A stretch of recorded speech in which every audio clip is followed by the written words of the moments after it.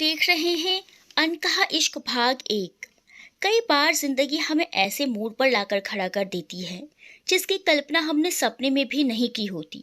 हम सोचते कुछ और हैं और हो कुछ और जाता है। हम हमेशा जिंदगी को अपने हिसाब से चलाने की कोशिश करते हैं, लेकिन हम ये हमेशा भूल जाते हैं कि जिंदगी हमें अपने हिसाब से चलाती है। जिंदगी में बहुत सारी चीजों पर हमारा वश नहीं होता और इश्क मोहब्बत उनमें से एक है। ये कब किसको किससे हो जाए कुछ नहीं कहा जा सकता, और कई बार इश्क का एहसास हमें उस इंसान से दूर जाने पर ही होता है। कुछ ऐसा ही हमारी आज की कहानी अनकहा इश्क में होगा। तो आइए बिना देरी किए चलते हैं कहानी की ओर। पर आगे बढ़ने से पहले हमारी पिछली कहानी को इतना प्यार देने के लिए आप सभी का ढेर सारा धन्यवाद। बिल्डिंग में नए नए आए मल्होत्रा दंपति सभी लोगों के लिए आकर्षण और उत्सुकता के केंद्र बन गए थे। मिस्टर मल्होत्रा यानी कि आरव देखने में अगर मिल्स एंड बोन्स के नायकों की तरह टॉल डार्क एंड हैंडसम की परिभाषा में फिट बैठते थे, तो वहीं उनकी पत्नी मीरा भी कम नहीं थी।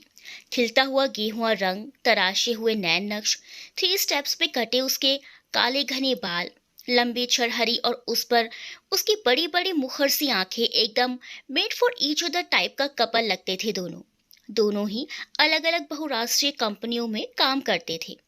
पर एक बात जो अजीब थी वो ये कि पिछले 3 महीनों की अवधि में दोनों को किसी ने भी कभी भी ना तो साथ कहीं आते देखा था, ना ही जाते। ना ही किसी ने उन्हें सामान्य दंपतियों की तरह कभी दोनों को प्यार मनुहार, झगड़ा तकरार, यहाँ तक कि बातचीत करते भी नहीं देखा था। एक बात की खलिश बिल्डिंग की औरतों में थी, वो ये कि 3 महीनों में उन्होंने बिल्डिंग में काम करने वाली लगभग हर बाई को उनके घर काम पर लगवाने के लिए भेज चुकी थी, क्योंकि वही तो थी उनकी अंडर कवर एजेंट, जो पूरी बिल्डिंग के एक एक घर की कुंडली पता लगाकर उन्हें देती थी। पर अफसोस हर बार उन्हें मात खानी पड़ी थी, क्योंकि इसी एक बात पर दोनों मियाँ बीवी एक मत थे कि उन्हें बाई की कोई जरूरत नहीं है। आरव ज्यादातर घर देर रात को लौटता था और कभी कभी तो रात भर घर नहीं आता था। मेरा फ्लैट ठीक उनके फ्लैट के सामने होने के कारण और अकेले रहने के कारण अपने फ्लोर पर हर फ्लैट में होने वाली हलचल और आते जाते कदमों की आहट से ही अंदर बैठे बैठे अंदाजा लगाती रहती कि कब कौन आया कौन गया। ये मेरा टाइम पास भी था, अकेलेपन को दूर भगाने का तरीका भी, और अपने अंदाजा लगाने की काबिलियत की एक्सरसाइज भी। शाहजहांपुर से अपने पत्रकारिता के क्षेत्र में करियर बनाने के सपने को पूरा करने के लिए घरवालों से लगभग विद्रोह करके ही यहाँ आई थी। अब यहाँ मास कॉम की पढ़ाई के साथ साथ एक पब्लिशिंग हाउस में पार्ट टाइम जॉब भी कर रही थी। इतने समय में जो थोड़ी बहुत पहचान बन गई थी, मैं उसमें बड़ी खुश थी। हाँ, कभी कभी घर वालों की याद सताती तो खुद को ये कहकर समझा लेती कि अब तो कुछ बनकर ही घर वापसी होगी। वैसे फोन पर नियमित रूप से सबकी खैर खबर लेती रहती और हर फोन कॉल पर अम्मा कतार में लगे रिश्तों की जानकारी भी देती रहती। मुझे पता था कि अभी भी वो मेरा मन टटोलती रहती थी कि कहीं अगर एक बार मैं कमजोर पड़ जाऊं और वो आनन फानन में मेरी शादी करा के गंगा नहा लें। वो अपनी जगह गलत नहीं थी। परिवार की सबसे छोटी होने के कारण बस मैं ही जो थी, अभी तक उन्हें अपनी जिम्मेदारी से मुक्त नहीं होने दे रही थी। खैर, बात फिलहाल मीरा और आरव की चल रही थी। सुबह सुबह वॉक से लौटते समय, काम पर जाते समय और कभी कभी तो वापस आते समय मीरा से मेरी एक छोटी सी मुस्कुराहट और हाय हेलो से शुरू हुई बातचीत अब थोड़ी बहुत आगे बढ़ने लग गई थी। इधर उधर की बात, मौसम का हाल, पड़ोसियों की ताक झाक और शहर के हालात जैसे टॉपिक हमारी उस चलते चलते होने वाली छुटपुट बातचीत का हिस्सा बन गए थे। लेकिन बातों में जब कभी परिवार या आरव का जिक्र आता, मीरा या तो एकदम चुप्पी साध लेती या बात बदल देती। ये बात मुझे कुछ अटपटी तो जरूर लगती, पर मुझे क्या के सिद्धांत को मानते हुए मैं भी इस बात को इग्नोर कर देती थी। पर उस दिन सुबह से ही जोर की बारिश हो रही थी, कहीं बाहर जाने का तो सवाल ही नहीं उठता था। सुबह से बैठे बैठे मैं भी बोर हो रही थी कि अचानक याद आया कि मीरा भी तो अकेली होगी। चलो आज पकौड़े बनाकर उसके साथ चाय पी जाए। और मैंने फटाफट पकौड़े बनाकर उसके फ्लैट की डोर बेल बजा दी। टिंग टोंग। हाय, मैंने तुम्हें डिस्टर्ब तो नहीं किया? वो क्या है ना कि इतने अच्छे मौसम में पकोड़े खाने का मन कर रहा था। सोचा अकेले क्या खाना, चलो तुम्हारे साथ बैठकर खाए जाए। अरे नॉट एट ऑल, प्लीज आओ ना। पर पता नहीं क्यों मीरा के चेहरे पर आई हिचकिचाहट उसके शब्दों से मेल नहीं खा रही थी। इसे अपने मन का ही वहम मानकर मैंने ज्यादा तवज्जो नहीं दी, और वैसे भी अब तो आ ही गई थी। हिचकिचाते हुए ही सही मीरा ने दरवाजा खोल दिया था। अंदर की सार सज्जा वाकई देखने लायक थी। दीवारों पर सजी खूबसूरत पेंटिंग, परिवार के सदस्यों की तस्वीरों का एक खूबसूरत कोलाज, खूबसूरत इंडोर प्लांट और कॉर्नर में सजा पीतल का एक खूबसूरत नक्काशीदार एंटीक फूलदार। सब कुछ एकदम क्लासिक था और उसके लिविंग रूम को एक अलग ही भव्यता प्रदान कर रहा था। पर एक बात जो मुझे खटक रही थी, वो इतनी सारी तस्वीरों में एक भी तस्वीर आरव और मीरा के साथ साथ नहीं थी, बल्कि मीरा की तस्वीरें ना के ही बराबर थी। जो थी वो भी बचपन की ही लग रही थी। ऐसा कौन करता है, नई नवेली बीवी के साथ कोई फोटो ही नहीं। और मीरा, उसने कैसे ये बर्दाश्त किया अन्याय। माना अब देखने में अच्छा है, पर मीरा किस तरह उससे कम नहीं है। ऐसे ही बेमतलब के ख्यालात मन में उठ ही रहे थे कि मीरा बोली, तुम बैठो, मैं अभी कॉफी बनाकर लाती हूँ। कॉफी नहीं, चाय। अगर अदरक हो तो वो भी डाल देना। अरे वाह, तुम्हें भी अदरक वाली चाय पसंद है। हाँ, क्या करूं, शाहजहांपुर से जो हूँ, कॉफी का टेस्ट डेवलप नहीं कर पाई हूँ। कहकर मैं हंसी। वही मैं कहूँ कि तुमसे बात करके हमेशा कुछ अपना अपना सा क्यों लगता था। मैं बदायूं से हूँ, स्मॉल टाउन गर्ल। एकाएक मुझे भी ऐसा लगा कि शायद यही कारण था जो मुझे उसकी ओर खींचता था। छोटे शहरों का अपनापन एक ऐसा अदृश्य बंधन है जो महानगरीय संस्कृति में भी जरा सा परिचय सूत्र पाते ही प्रगाढ़ हो जाता है, सुख दुख साझा कर देता है। मेरी और मीरा के साथ भी कुछ ऐसा ही हुआ था। नहीं तो पूरी बिल्डिंग में मुझे वो और उसे मैं ही दोस्ती के लिए क्यों भाई। मीरा किचन में चाय बना रही थी और मैं वहीं घूम घूम कर सजी हुई पेंटिंग्स देखने लगी। तभी अचानक मेरी नजर सामने के कमरों पर चली गई। दोनों ही कमरों का अरेंजमेंट ऐसा था जैसे कोई पीजी में रह रहा हो। एक एक सिंगल बेड, सिंगल अलमारी और एक कोने में छोटे से एंटीक रैक से सजा ड्रेसिंग टेबल जैसा अरेंजमेंट।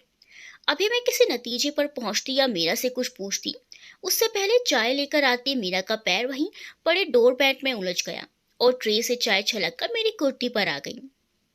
आई एम सॉरी, कहीं जल तो नहीं गई। अरे नहीं, इट्स ओके, बस मुझे ये चाय के दाग साफ करने हैं। वॉशरूम कहाँ है? आओ इधर मेरे बेडरूम में आ जाओ। वो खुले हुए दो कमरों में से एक में जाते हुए बोली। मेरा बेडरूम? कुल जमा दो लोग ही रहते हैं यहाँ इस घर में, वो भी मियाँ बीवी। फिर मेरा? ये ख्याल उसी समय मेरे दिमाग में आया था, पर उस समय ये सब पूछने से ज्यादा जरूरी था अपनी फेवरेट कुर्ती से दाग को हटाना। बाथरूम से लौटी तब तक मीरा दोबारा चाय बना लाई थी। मेरी वजह से तुम्हारा कुर्ता खराब हो गया।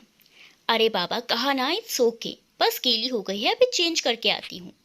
कपड़े बदल कर आई तो देखा कि तब तक मीरा ने दूसरा कमरा बंद कर दिया था। चाय की चुस्कियां भरते हुए मैंने पूछा, अगर तुम्हें बुरा ना लगे तो एक बात पूछें? मुझे पता है तुम क्या पूछना चाहती हो। एक्चुअली कभी ना कभी तो ये सबको पता चलना ही है। मीरा चाय का कप लेकर आराम से सोफे पर दोनों पैर ऊपर करके बैठ गई थी। उसके चेहरे पर आते जाते भावों को देखकर मैं उसके मन में चलने वाले उथल पुथल का अंदाजा लगा रही थी। क्या पता चलना है सबको? क्या कहना चाह रही हैं? मुझे उस समय मीरा की आवाज ऐसा लगा कहीं दूर से आ रही हो। दम साधे में उसकी अगली बात का इंतजार कर रही थी और वो ना जाने किस शून्य को निहार रही थी कि अचानक वो बोली। मेरी मम्मी और आरव की मम्मी बचपन की सहेलियां थी, एक ही कॉलोनी में पास रहती थी। दोनों के पिता भी एक ही विभाग में थे। दोनों परिवारों के बीच एक तरह से पारिवारिक संबंध थे। साथ साथ स्कूल गए और फिर दोनों ने एक ही कॉलेज में स्नातक की परीक्षा भी पास करी। पर जहां एक और आरव की मम्मी की शादी कॉलेज की पढ़ाई खत्म होते होते ही एक व्यावसायिक परिवार में हो गई, वहीं मेरी मम्मी ने आगे की पढ़ाई जारी रखी और फिर बीएड करने के बाद उनका चयन एक महाविद्यालय में हो गया। वही उनकी मुलाकात मेरे पापा से हुई थी। वे भी उसी कॉलेज में पढ़ाते थे। धीरे धीरे दोनों एक दूसरे को पसंद करने लगे। दोनों का मानसिक तालमेल एक ही क्षेत्र से जुड़े होने के कारण बहुत अच्छा था। पापा हालांकि एक बड़े व्यवसायी परिवार के सबसे छोटे बेटे थे, पर पारिवारिक व्यवसाय में रुचि ना होने के कारण स्वेच्छा से सब कुछ छोड़ छाड़ कर उन्होंने अध्यापन कार्य चुना था। उस पर भी परिवार के लोगों ने ये सोचकर ज्यादा विरोध नहीं किया कि 4 दिन का शौक है, लौट कर यहीं ही आएगा। पर अब पत्नी भी अपनी पसंद की लाने की बात पर तो विरोध होना ही था। काफी मार मनोबल के बाद हालांकि विवाह की अनुमति तो मिल गई, घर के लाडले बेटे होने के कारण, लेकिन माँ को कभी भी पूर्ण हृदय से स्वीकार नहीं कर पाए। बात बात में दिए जाने वाले ताने, पापा के लिए आए एक से एक धनाढ्य परिवारों के रिश्तों का बखान, और फिर सारी बातों का जिम्मेदार मम्मी को ठहराकर घर में आए दिन होने वाले कलेशों से तंग आकर आखिरकार पापा ने अपना घर और अपने अधिकार दोनों ही छोड़कर अपनी एक अलग ही दुनिया बसा ली। हमारा घर बेशक दादी के घर जितना बड़ा और सुविधाजनक नहीं था, पर वहाँ शांति और सुकून था। जिंदगी के उन सभी उतार चढ़ाव के बीच अगर कोई था जो हमेशा मम्मी के साथ था, वो आरव की मम्मी ही थी। बीते समय के साथ साथ आरव के पिता की छोटी सी दुकान उनकी कड़ी मेहनत और लगन के कारण एक बड़े एक्सपोर्ट हाउस में बदल गया था। साथ ही बदलने लगा था उनके घर वालों का रवैया भी। पैसों और बिजनेस में भागीदारी को लेकर उनके घर आए दिन पारिवारिक कलह बढ़ने लगी थी। उनके अपने सगे भाइयों ने उन पर बिजनेस में उनका हिस्सा अलग करने पर दबाव बनाना शुरू कर दिया था। इसी बीच अचानक एक बड़ा ऑर्डर रिजेक्ट होने के कारण आरव के पापा को भारी घाटा भी हुआ। इतना सब कुछ होने के बावजूद वो शायद संभाल ले जाते, पर उसी समय उनके भाइयों द्वारा संपत्ति के बंटवारे को लेकर भेजे गए कानूनी नोटिस का आघात वो सह नहीं पाए, और एक दिन वो सोए तो फिर दोबारा नहीं उठे। अचानक हुए हृदयघात के कारण वो नन्हे आरव और आंटी को हमेशा हमेशा के लिए छोड़कर चले गए। उस समय आरव मात्र 5 साल के थे और मैं 2 साल की। पारिवारिक कलह और षड्यंत्रों के प्रभाव से आरव के बचपन को दूर रखने के उद्देश्य से आंटी ने उसे अपने से दूर नैनीताल हॉस्टल में भेज दिया। उनके घर वालों ने एक बार फिर इस घड़ी में भी परिस्थितियों का फायदा उठाते हुए उनसे उनका सब कुछ छीन लेना चाहा। पर ऐसे वक्त में माँ और पापा ने आंटी के साथ खड़े होकर अपने हक के लिए लड़ने का हौसला और हिम्मत दी, और एक बार फिर से बिजनेस की बागडोर अपने हाथों में लेने में मदद करी थी। आरव इन सब उलझनों और परेशानियों से दूर पूरी जिंदगी हॉस्टल में ही रहे। छुट्टियों में आते भी तो आंटी तमाम परेशानियों की परछाई भी अपने चेहरे पर आने नहीं देती थी। समय के साथ साथ माँ और आंटी एक दूसरे के और भी करीब आ गई थी। हम यानी कि मैं, माँ और पापा अक्सर आंटी के घर आते जाते। वो भी अपने हर सुख दुख के पल हमारे साथ ही बांटती थी कि एक दिन अचानक बाजार से लौटते हुए एक एक्सीडेंट में पापा की मृत्यु हो गई। अब बस माँ और आंटी ही थी एक दूसरे के सुख दुख की साथी, और थी मैं, उनकी सटूट मित्रता की एकमात्र साक्षी। मैं उन दिनों अपने इंटर के बाद दिल्ली गई हुई थी। वहीं के कॉलेज में मेरा सिलेक्शन बीटेक में हो गया था। अभी पहुंचे हुए 2 दिन नहीं हुए थे कि मुझे अपनी जिंदगी की दूसरी हृदय विदारक घटना की खबर मिली। माँ को साइलेंट हार्ट अटैक पड़ा था। हमेशा से हर परेशानी को एक चुनौती समझकर स्वीकार करने वाली माँ, मेरे लिए एक मजबूत ढाल बनकर आगे बढ़ने की प्रेरणा देने वाली माँ, भगवान ने भी छल से ही ठगा था उनको, वरना बगैर किसी तरह की स्वास्थ्य समस्या के मेरी स्मार्ट माँ को ऐसे ही मुझसे छीन सकते थे। ये उनकी इच्छा शक्ति ही थी जो मेरे पहुंचने तक वो अपनी सांसों की डोर को थामे रही। जब मैं माँ के पास पहुंची तब उनकी हालत बहुत नाजुक थी, पर उस हालत में भी मुझे देखकर पल भर को ही सही आई चमक मुझे जिंदगी भर नहीं भूल सकती है। मीरा की आवाज बोलते बोलते रूंध गई थी और गालों पर यत्न से छुपाई गई आंसू की बूंदें आखिरकार लुढ़क कर आई थी। कितना कुछ सहा है इसने इस छोटी सी उम्र में, ये सोचते सोचते अचानक मुझे अम्मा की याद आ गई। वो भी तो ऐसे ही रोज मेरा रास्ता देखती हैं, और एक मैं हूं जो अपनी ही जिद में वहां नहीं जाती। कल अगर उनको कुछ ख्याल मात्र से ही मेरा दिल बैठने लगा था। इस इतवार को अम्मा से मिलने जाऊंगी, ये निर्णय भी मैंने मन ही मन ले लिया था। थोड़ा रुककर मीरा फिर बोली, माँ ही आपकी जिंदगी में वो नेमत होती है जिसका महत्व उसके जाने के बाद और भी पता चलता है। अपनी उस नाजुक हालत में भी अगर उन्हें किसी की चिंता थी तो वो मैं थी। मानसी आंटी हमेशा की तरह उनके साथ थी। माँ बार बार उनसे एक ही बात दोहराई जा रही थी, मेरी मीरा का ध्यान रखना। आंटी का बार बार उन्हें सब कुछ ठीक हो जाएगा का आश्वासन उन पर कोई प्रभाव डालने में असमर्थ था। पता नहीं वो आंटी से क्या सुनना चाह रही थी। अंततः आंटी ने आंसू भरी आंखों से उनका हाथ पकड़कर कहा, वैसे तो ये बात मैं तुमसे कब से कहना चाह रही थी, पर ऐसे कहनी पड़ेगी ये नहीं सोचा था। मैं मीरा का हाथ अपने आरव के लिए तुमसे मांग रही हूँ। मैं मीरा को हमेशा हमेशा के लिए अपने पास रखूंगी, अपनी बहू बनाकर। अब से ये तेरी नहीं मेरी बेटी है। अचानक से माँ के चेहरे पर एक अनोखी सी शांति छा गई, और जब तक मैं या मानसी आंटी कुछ समझती, माँ हमेशा हमेशा के लिए हमें छोड़कर पापा के पास जा चुकी थी। पापा जो मम्मी से 1 साल पहले ही हमें छोड़कर जा चुके थे। माँ को अगर पूरी दुनिया में पापा के बाद किसी पर विश्वास था तो वो मानसी आंटी ही थी। शायद उनके मेरी जिम्मेदारी लेने के आश्वासन मात्र से ही वो शांति से जा सकी थी। मैं घर का सारा सामान बेच बाच कर अपने ज़रूरी सामान के साथ आंटी के घर शिफ्ट हो गई थी और 15 दिन बाद कॉलेज ज्वाइन करने वापस दिल्ली चली गई थी। माँ के बाद वैसे भी उस शहर में एक एक दिन गुजारना मुझे भारी लग रहा था, मानो पूरा का पूरा शहर अजनबी हो गया था। जहाँ से जाने के ख्याल को भी मैं सह नहीं पाती थी, वहाँ एक एक दिन बिताना मुझे किसी सज़ा से कम नहीं लग रहा था। मानसी आंटी का स्नेही व्यवहार भी मेरे दुख को कम नहीं कर पा रहा था। लगता था बस एक बार माँ की गोद में मुंह छुपाकर जी भर के रो लूं तो शायद चैन मिल जाए। अचानक वो मेरा अपना शहर मेरे लिए पराया हो गया था। मैंने दिल्ली आकर खुद को पूरी तरह पढ़ाई में व्यस्त कर लिया था। किसी से बात करने की, मिलने जुलने की और किसी भी तरह की गतिविधि में मेरी दिलचस्पी नहीं रह गई थी। वो सब शायद माँ के जाने के दुख को भुलाने का मेरा अपना तरीका था। मुझे कॉलेज में घमंडी, किताबी कीड़ा, खड़ूस जैसी उपाधियाँ मिलने लगी थी, पर मेरे उस स्वभाव का कारण जानने में किसी की दिलचस्पी नहीं थी। हम अक्सर दूसरों के व्यवहार, उनके स्वभाव को देखकर उनके प्रति अपने मन में उनके लिए राय बना लेते हैं, बगैर ये जानने की कोशिश किए कि आखिर वजह क्या है। आरव का चयन बीटेक करने के बाद आईआईएम अहमदाबाद में हो गया था। छुट्टियों में हम दोनों घर आते, पर मैं जहाँ एक ओर अपने कमरे में ही बंद रहती, वहाँ दूसरी ओर आरव अपने दोस्तों में। मेरी बातचीत बस आंटी से ही होती, वो भी तब जब आरव घर पर नहीं होते। माँ की मृत्यु ने मुझे अंदर तक तोड़ दिया था। मुझे कहीं ना आना जाना पसंद था, ना ही किसी से मिलना। मैं एकदम गुमसुम सी हो गई थी। ऐसे में बांसी आंटी ही मुझे अक्सर खींच खांच कर कभी मूवी तो कभी शॉपिंग पर ले जाती, तो कभी मेरी पसंद के डिशेस बनाती।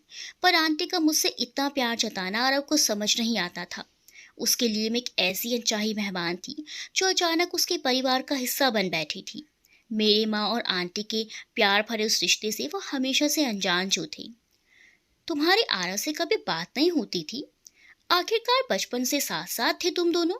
नहीं, मैंने तो जब से होश संभाला था हमेशा आरव को हॉस्टल में ही देखा था, और छुट्टियों में जब वो घर आता भी तो वो अपनी ही दुनिया में व्यस्त रहता था। कभी कभार हम लोग उसके घर जाते भी तो वे थोड़ी बहुत इधर उधर की बात करके अपने कमरे में घुसा रहता। बार बार आंटी के बुलाने पर भी वो बाहर नहीं आता था। अंकल के बाद बाहर भेज दिए जाने के कारण वो कुछ अंतर्मुखी सा हो गया था। उसके मन में क्या चलता था वो किसी से शायद ही कहता था। वही हाल उसका भी तभी भी था। कभी कभार आंटी का दिल रखने की खातिर अगर वो मेरी और आंटी के साथ बैठ भी जाता, तो भी मेरे और उसके बीच ढूंढने पर कोई भी ऐसी याद नहीं मिलती जिसकी डोर पकड़कर हम दोनों कोई बात कर पाते। बल्कि बचपन की बातों का जिक्र होने पर आंटी को हर बार कोई ना कोई मेरे बचपन की बात ऐसे ज़रूर याद आ जाती, जिस पर हम हंस पड़ते, और हमारी उन यादों में खुद को ना पाकर आरव का मूड खराब हो जाता। इंसान के लिए बचपन की याद एक ऐसी अनमोल धरोहर होती है जो पूरी जिंदगी उसको उन खूबसूरत पलों से जोड़े रखती हैं, और आरव के पास शायद वही नहीं थी। इसी कारण ऐसे किसी भी प्रसंग के शुरू होते ही वो उसी क्षण वहां से उठकर चला जाता और खुद को दोस्तों और पार्टियों में ही व्यस्त रखता। आंटी अगर उसको उनके साथ समय ना बिताने का कभी उल्हाना देती, तो वो भी पलटकर एक ही जवाब देता, मेरा है ना आपके पास, फिर मेरी क्या ज़रूरत है आपको। समझ लीजिए अभी भी हॉस्टल में ही हूँ। उसकी ऐसी बातें आंटी को अंदर तक कितना आहत कर जाती, ये जानने की आरव ने कभी ज़रूरत ही नहीं समझी, ना ही उनकी आंखों में छिपी नमी को देखने की। ये सब पता नहीं क्यों मुझे एक अपराध बोध से भर देता था, और मैं खुद को माँ बेटे के बीच एक अनचाही दीवार सा पाती थी, और अक्सर किसी न किसी बहाने से छुट्टियों के खत्म होने से बहुत पहले ही हॉस्टल लौट जाती थी। मेरे जाने के बाद भी आरव घर पर कम ही टिकते थे। माँ से प्यार तो करते थे, पर कहीं ना कहीं बचपन से ही माँ से अलग होकर हॉस्टल भेज दिए जाने के कारण उसमें एक नाराज़गी भी थी, और इसके लिए वो अब आंटी से दूर दूर रहकर पता नहीं उनको सज़ा देते थे या खुद को। दिन यूं ही बीत रहे थे। मेरे बीटेक पूरा हो चुका था और कैंपस इंटरव्यू में मेरा सिलेक्शन बेंगलुरु की एक नामी बहुराष्ट्रीय कंपनी में हो गया था। मैंने निर्णय कर लिया कि अब मैं माँ बेटे के बीच हमेशा के लिए हट जाऊंगी, वहीं बेंगलुरु में स्थायी रूप से बस जाऊंगी। मुझे अब भी देखकर आरव के चेहरे पर आते नाराज़गी और चिढ़ के भाव बखूबी याद थे, पर इस बात से मुझे गुस्सा नहीं आता था। मेरा बचपन माँ और आंटी के साथ बीता था। उनके साथ सुख दुख, खुशी और मायूसी के पलों को बहुत करीब से जिया और महसूस किया था मैंने। हमारी माँ जी साझा था, और इसी बात से आरव खफा रहते थे। हमेशा हमेशा के लिए बंगलुरु जाने से पहले एक आखिरी बार मैं आंटी के पास जाना चाहती थी। सही, पर आती जाती रहूंगी ये आश्वासन देने के लिए। पर दुनिया में अगर इंसान का सोचा हुआ ही सब कुछ हो जाता, तो वो शायद ऊपर वाले के अस्तित्व को ही नकार देता। मेरे साथ भी इस बार कुछ ऐसा ही हुआ। इस बार जब आंटी के पास आई तो वे मुझे काफी कमजोर और थकी थकी सी लग रही थी।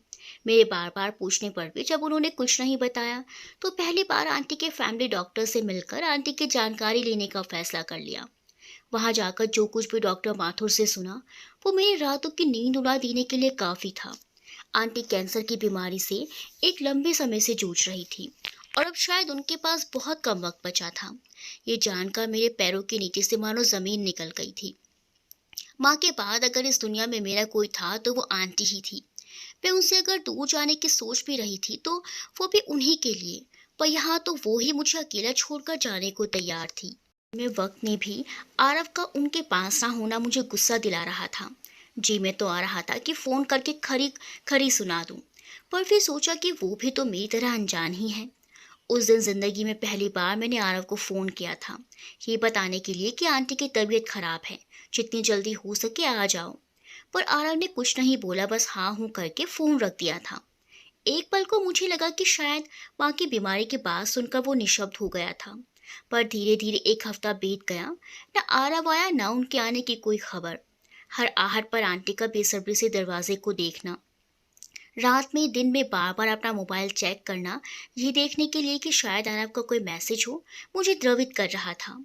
उनके चेहरे पर बढ़ती मायूसी आरव के प्रति मेरे गुस्से को और बढ़ा रही थी। थक के मैंने उसे दोबारा फोन किया। इस बार आंटी की बीमारी का नाम लेते ही आरव मुझ पर ही बरस पड़े। क्यों बार बार फोन करके मुझे डिस्टर्ब कर रही हो? तबीयत खराब है तो क्या हुआ? तुम हो तो वहां माँ की लाडली, उन्हें मेरी क्या जरूरत? और हाँ, ये पहली बार नहीं है जब उन्होंने अपनी बीमारी का झूठा बहाना बनाकर मुझे बुलाने के लिए फोन कराया करवाया है। पिछले कई महीनों से माँ ऐसा ही कर रही है। उस दिन पहली बार मुझे आरव से ज्यादा अपने आप पर गुस्सा आया। क्यों माँ ने मुझे जबरदस्ती माँ बेटे की जिंदगी में धकेल कर दीवार बना दिया था। अगले दिन आंटी की दवाइयों का पर्चा ढूंढते समय मुझे उनकी डायरी मिली। आंटी डायरी पे लिखती थी, ये मुझे आज ही पता चला था। मेरी माँ और आंटी की एक कॉमन आदत। पहले पन्ने पर आरव के जन्म की तस्वीर के साथ आंटी की उससे जुड़ी हर उस याद उस डायरी में कैद थी। अंकल की मृत्यु के बाद आरव को हॉस्टल भेजने की तकलीफ, उसकी यादों के सहारे गुजारे गए उनके एक एक दिन की पीड़ा, सिर्फ आरव की सुरक्षा और उज्जवल भविष्य की खातिर आंटी कैसे मर कर जीती रही। आरव का उनसे रूखा बर्ताव, घर आकर भी उनसे दूर दूर रहना, उन्हें अंदर तक कितना आहत कर देना, ये सब सहना उनके लिए कितना मुश्किल था। पर फिर भी जिस सहजता और संयम से अपनी सभी भावनाएं छुपाकर उन्होंने अपने सभी कर्तव्य निभाए थे, ये जानकर मेरे मन में उनके लिए प्यार और सम्मान और भी बढ़ गया था। अब मुझे आरव पर गुस्सा कम दया ज्यादा आ रही थी। कैसे वो बेटा होकर भी अपनी ही माँ को समझ नहीं पाया, और जो वक्त वो उनके साथ गुजारकर जीवन भर की यादों की पूंजी जुटा सकता था, कैसे उसने बेमतलब के दोस्तों के साथ बिताकर व्यर्थ गवा दिया था। मन ही मन कुछ सोचकर एक बार फिर ढीठ बनकर मैंने उसे फोन किया। इस बार उससे भी कुछ ज्यादा रूखी तरह बोला, देखिए मुझे बार बार आपको फोन करने का कोई शौक नहीं है। आपकी माँ की तबीयत वाकई काफी खराब है, जितनी जल्दी हो सके आने का कष्ट करें, वरना कहीं बहुत देर ना हो जाए। इतना कहकर ही मैंने फोन लगभग पटक दिया था। पता नहीं मेरे शब्दों का असर था या कहीं न कहीं आरव को भी स्थिति का अंदाजा हो गया था। आरव अगले ही दिन आ गया था, पर अकेले नहीं। इस बार आरव अकेले नहीं थे, उसके साथ आई थी उसकी गर्लफ्रेंड वृंदा। पसरा सन्नाटा देखकर आरव को पहली बार शायद माँ की उनकी उपस्थिति की अहमियत का पता चल रहा था, क्योंकि आंटी तो उसके आने के एक हफ्ता पहले से ही तैयारियां करना शुरू कर देती थी, और जिस दिन आरव को आना होता था उस दिन घर की रौनक ही और होती थी। आज ऐसा कुछ भी नहीं था, पूरे घर में एक सन्नाटा पसरा हुआ था, और आज उसे पूरे माहौल में एक अजीब सी उदासी, एक अजीब सा डर महसूस हो रहा था, क्योंकि आज वहाँ सब कुछ था, नहीं थी तो बस माँ। क्योंकि आरव को फोन करने के बाद से ही आंटी की तबीयत अचानक बिगड़ने लगी थी, और डॉक्टर अंकल की सलाह मानते हुए मैंने उन्हें हॉस्पिटल में एडमिट करवा दिया था। और तब से वही उनके पास बैठी आंटी को दिलासा दे रही थी कि बस आरव आते ही होंगे। और सच कहूँ तो उस दिन आरव को हॉस्पिटल में देखकर मुझे शायद पहली बार इतनी खुशी मिली थी। हॉस्पिटल के बेड पर बेसुध देखकर आरव बेइंतहा घबरा गए थे। एक बार कातर नजरों से मेरी ओर देखा, फिर डॉक्टर से मिलने चले गए। लौट कर आए तो उनके चेहरे पर छाई निराशा की कालिमा बता रही थी कि डॉक्टर ने उनसे कुछ भी नहीं छुपाया है। उस नीम बेहोशी की हालत में भी आंटी बस आरव को ही पुकारे जा रही थी, और आरव चुपचाप सर झुकाए माँ का हाथ थामे वहीं बैठ गए थे। इस पूरे घटनाक्रम में जिसको कुछ समझ नहीं आ रहा था कि क्या करना है, वो थी वृंदा। वो हॉस्पिटल में कितनी असुविधा महसूस कर रही थी, उसके चेहरे पर साफ साफ दिखाई दे रहा था। इस संवेदनशील स्थिति में भी थोड़ी देर वहां रुकने की औपचारिकता निभाकर उसने आरव से घर जाने की इच्छा प्रकट की, जिसे आरव ने चुपचाप मान लिया और मुझसे उसे घर पर छोड़ने का प्रबंध करने के लिए रिक्वेस्ट करी। मैं भी वहां रात भर से ऐसे ही बैठी थी, और मुझे घर जाकर आंटी के लिए कुछ ज़रूरी सामान भी लाना था, तो लिहाजा मुझे उससे लेकर जाने में कोई आपत्ति नहीं थी। वैसे भी मैं कुछ समय आरव और आंटी को अकेला छोड़ना चाह रही थी। परसों की शिकायतों को दूर करने के लिए उनके पास वक्त बहुत ही थोड़ा ही बचा था। घर आकर वृंदा का लॉबी में पड़ा सामान उठवाकर गेस्ट रूम में रखवाया, पर वहां जाकर आराम करने में उसकी दिलचस्पी कुछ कम ही लग रही थी। वो जिस तरह घूम घूम कर घर को देख रही थी, उससे ये स्पष्ट पता चल रहा था कि शायद आरव के बारे में उसे अभी तक कुछ बातें थी जो नहीं पता थी। घर की आलीशान भव्यता से वो खासी प्रभावित नजर आ रही थी, और मुझसे कुछ खफा। कारण ना मुझे पता था, ना जानने में कोई दिलचस्पी थी। आरव के घर आने से आंटी की हालत में काफी सुधार आने लगा था। दिन रात आरव बस वहीं माँ के पास बैठे रहते। पता नहीं दोनों माँ बेटे धीरे धीरे क्या बातें करते रहते थे। कभी दोनों हंसने लगते थे, तो कभी दोनों की आंखें नम हो जाती थी, और उन दोनों को एक साथ इस तरह देखना मुझे एक अलग ही तरह का सुकून दे रहा था। ऐसा लग रहा था मानो एक बुरा सपना बीतने को है, अब सब ठीक हो जाएगा। घर पर वृंदा का व्यवहार दिन प्रतिदिन अधिकारपूर्ण होता जा रहा था। वो घर पर सबसे इस तरह बर्ताव कर रही थी मानो अब वो सब कुछ उसे ही संभालना है, बजाय कुछ समय हॉस्पिटल में आंटी के साथ बिताने के। वो कभी ड्राइंग रूम की सेटिंग बदलती, कभी किचन में कुछ न कुछ बदलाव करती। मुझे ये सब इस मौके पर अजीब तो लगता, पर ये सोचकर नज़रअंदाज कर देती कि आज नहीं तो कल ये सब इसी को तो संभालना है। समझने दो यहाँ की व्यवस्था, पर उसका हर बात पर अपनी मर्जी करना, नौकरों पर हुक्म चलाना घर के सबसे पुराने नौकर रघु काका को बहुत अखर रहा था। एक आध बार मुझसे भी दबे स्वर में नाराजगी जाहिर की, तो मैंने हंसकर टाल दिया। काका, ये तुम्हारी नई मालकिन है, ज्यादा पंगा मत लेना। पर यह बात काका को कुछ अच्छी नहीं लगी थी, और वो पता नहीं क्यों बड़बड़ाते हुए चले गए थे। हॉस्पिटल में एडमिट कराए करीब हफ्ता हो गया था। उनकी हालत में अब काफ़ी सुधार भी हो गया था। जब से आरव आए थे वो दिन रात वही माँ के पास ही रहने थे, मानो कई सालों की कमी को पूरा कर लेना चाहती हूँ। मैं हॉस्पिटल तो रोज जाती, पर वही उनके रूम के बाहर पड़ी बेंच पर बैठी रहती। पता नहीं क्यों माँ बेटे के बीच खुद को एडजस्ट करने की बजाय दोनों को साथ बतियाने देखना ज़्यादा अच्छा लगने लगा था। उस दिन हॉस्पिटल पहुंची तो आंटी की तबीयत कुछ ठीक नहीं लग रही थी। आरव वहीं पड़ी बेंच पर सो रहे थे। मैंने दवाई खिलाने के लिए आंटी को जगाया तो वो भी जग गए।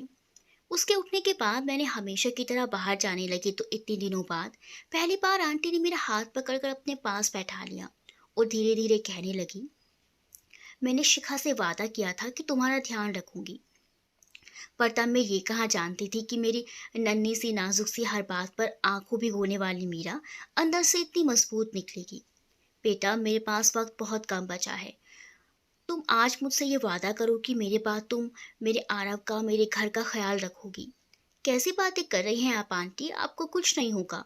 डॉक्टर भी कह रहे हैं आप जल्दी ही घर जाएंगी, और आपको मेरा ख्याल रखना है, मम्मी से वादा किया था ना आपने। कहते कहते मेरा गला रूंध गया, और इतने दिनों से छुपा कर रखे आंसू पता नहीं क्यों बह निकले थे। माँ वृंदा भी तो है तुम्हारी देखभाल करने के लिए। आरव की बातों को लगभग नजरअंदाज करते हुए आंटी बस बार बार एक ही बात दोहरा रही थी, मेरा मुझसे वादा करो तुम आरव को कभी अकेला नहीं छोड़ दोगी, हमेशा इसके साथ रहोगी। मेरे लिए स्थिति बहुत असहज होने लगी थी कि आंटी ने आरव का हाथ पकड़कर मेरे हाथों पर रख दिया और बोली, इसे मेरी अंतिम इच्छा समझना। मैं चाहती हूँ तुम और आरव ऐसे ही हमेशा एक दूसरे का हाथ थामे रहो, पति पत्नी के रूप में। और अचानक उनकी सांसों की डोर टूट गई। माँ के बाद इस तरह आंटी का मुझे छोड़कर जाना मेरे लिए इतना दुखद होगा मैंने सोचा भी नहीं था। कहाँ मैं उनसे दूर जाना चाहती थी, कहाँ वो ही मुझे हमेशा हमेशा के लिए छोड़कर चली गई थी। आंटी अपनी अंतिम इच्छा कहकर ही नहीं, बल्कि उसे पूरा करने का पूरा इंतजाम भी करके गई थी। उन्होंने अपनी पूरी संपत्ति मेरे और आरव के नाम आधी आधी कर दी थी, इस शर्त के साथ कि हम दोनों को विवाह करके पूरे 2 साल साथ रहना होगा। उसके बाद ही हम इसको पाने के अधिकारी होंगे, और अगर इससे पहले हम अलग हुए तो तत्काल प्रभाव से सारी संपत्ति धर्मार्थ ट्रस्ट को चली जाएगी। जाते जाते एक बार फिर आंटी मुझे आरव का गुनहगार बना गई थी। ये बात वृंदा को जाहिर सी बात है सख्त बुरी लगी थी, और वो उसी शाम वापस लौट गई। वे आरव और मैं अपनी अपनी सजा काटने को एक दूसरे से नाखुश नाराज, पर फिर भी साथ साथ एक ही छत के नीचे अजनबियों की तरह। बोलते बोलते मीरा की आंखें भर आई थी। थोड़ा रुक कर मैं बोली, यार मैं तो ये सोच रही थी कि तुम्हारे जैसी लड़की इतना सब होने पर भी चुप कैसे रह गई। बताया क्यों नहीं आरव को कि ये सजा तुम्हारे लिए भी उतनी ही तकलीफ दी है जितना वो इसे अपने लिए समझ रहा है। कहते तो तब ना जब हमारे बीच कभी कोई बात होती। आज भी हम दोनों साथ होकर भी एक दूसरे के लिए अजनबी ही हैं, अपने अपने खोल में बंद। हम दोनों अपने खर्चे खुद उठाते हैं, अपना अपना काम खुद करते हैं, और ये सिलसिला पिछले 1 साल 10 महीने से यूं ही चल रहा है। इसी दौरान आरव ने 2-3 नौकरियां भी छोड़ दी, शायद उन्हें किसी की तलाश थी, और मैं भी हर जगह उनके साथ एक अनवांटेड गेस्ट की तरह यहाँ वहाँ घूमती रही, अपने करियर को दांव पर लगाकर, क्योंकि आरव का ऐसा मानना है कि मेरी जिंदगी का तो मकसद पूरा हो गया, उसकी माँ की दौलत में आधे हिस्से की अधिकारी बनकर। अब मुझे और क्या चाहिए। वो तो बस एक एक दिन गिन रहा है पूरे 2 साल होने का, ताकि वो मुझसे तलाक लेकर वृंदा के साथ अपनी नई जिंदगी शुरू कर सके। वृंदा, वो तो तभी वापस चली गई थी ना। हाँ, पर आरव ने उसे ढूंढकर 2 साल और इंतजार करने के लिए महीनों मनाया, और आजकल वो यही है, इसी शहर में आरव ही की कंपनी में। ओहो, तभी आरव अक्सर रात को देर से घर आता है। हाँ, वृंदा को क्लब, लेट नाइट पार्टीज वगैरह बहुत पसंद है। वो काफी कूल टाइप है, यू नो। हाँ, पर प्लीज बुरा मत मानना, तुम्हारे मिस्टर सड़ू हैं काफी फूल टाइप। वो इन्हें आराम से घुमा रहे हैं और ये घूम रहे हैं। अरे नहीं, बल्कि मुझे तो काफी सीरियस लगती है आरव को लेकर, वरना 2 साल इंतजार कौन करता है। इन जनाब के तो 2 महीने बाद पूरी ना सही आधी प्रॉपर्टी भी मिल जाएगी, बढ़िया जॉब है ही, और वृंदा भी मिल जाएगी। और तुम्हारा क्या। ये कैसा रिश्ता और ये कैसी जिम्मेदारी निभाई तुम्हारी आंटी ने अपने बददिमाग और ढीठ लड़के को तुम्हारे पल्ले बांधकर। एक गहरी सांस लेकर मीरा बोली, यही पहेली तो आज तक मैं भी नहीं समझ पाई हूँ। हाँ, पर ये जरूर पता है कि 2 महीने बाद मुझे क्या करना है। मैंने सोच लिया है कि अपने हिस्से की पूरी प्रॉपर्टी आरव के नाम करके मैं हमेशा हमेशा के लिए कहीं बहुत दूर चली जाऊंगी, जहाँ मेरी पिछली जिंदगी से जुड़ी कोई भी निशानी ना हो। क्वालिफाइड हूँ, अपना गुजारा आराम से चला लूंगी। पर हाँ, ये बात पक्की है, इस पैसे को हाथ भी नहीं लगाऊंगी, जिसके कारण मैंने अपने जीवन का सर्वश्रेष्ठ समय और अवसर गंवाने पड़े हैं। अपने आत्मसम्मान पर लालच का धब्बा मुझे अब गवारा नहीं है। बोलते बोलते एक बार फिर मीरा का गला भर आया था। मीरा के साथ साथ बैठे बैठे कितना वक्त गुजर गया पता ही नहीं चला। अचानक घड़ी पर निगाह पड़ी तो देखा रात के 9 बज रहे थे। मैं एकदम से उठकर खड़ी हो गई। अरे क्या हुआ, ऐसे एकदम से कैसे खड़ी हो गई। मीरा ने मुझे जाने को तैयार देखकर पूछा। घड़ी देखो, 9 बज रहे हैं। आज पूरा दिन बीत गया पता ही नहीं चला। तो क्या हुआ, अब चलो खाना खा कर ही जाना, और सामने ही तो जाना है, कौन सा बहुत दूर है। प्रस्ताव तो अच्छा था, कोई और दिन होता तो शायद मैं रुकने से पहले सोचती भी नहीं, पर आज पता नहीं क्यों ये ख्याल आ रहा था कि रोज अम्मा याद से मुझे रात को ठीक 9:30 वीडियो कॉल करती हैं, और मैं कभी उठाती हूँ कभी भूल जाती हूँ। कल अगर अम्मा ना हुई तो किसे मेरी इतनी फिक्र होगी। अरे नहीं मीरा, 9:30 अम्मा की वीडियो कॉल आती है, अगर बात नहीं होगी तो उन्हें रात भर नींद नहीं आएगी। चलो मैं फिर तुम्हें नहीं रोकती, पर सच में आज तुमसे ये सब कहकर मुझे ऐसा लग रहा है कि मानो मेरे ऊपर रखा कोई बोझ उतर गया। थैंक्स मेरी बकबक इतनी देर तक सुनने के लिए। वाह जी वाह, दोस्त भी बोलती हो और थैंक्स भी बोल रही हो। इतनी फॉर्मल होगी तो मैं नहीं आती यहाँ दोबारा। चल कोई नहीं, तो मैं आ जाऊंगी, कहकर मीरा मुस्कुराई। ये की ना दोस्तों वाली बात। चल अब चलती हूँ, नहीं तो अम्मा का गुस्सा झेलना पड़ेगा। मीरा से विदा लेकर अपने फ्लैट का दरवाज़ा खोलते वक्त मैं उसी के बारे में सोच रही थी। इतनी सुघड़, सुंदर और काबिल लड़की को कहाँ इमोशनल बंधनों में बंधकर उसकी आंटी चली गई।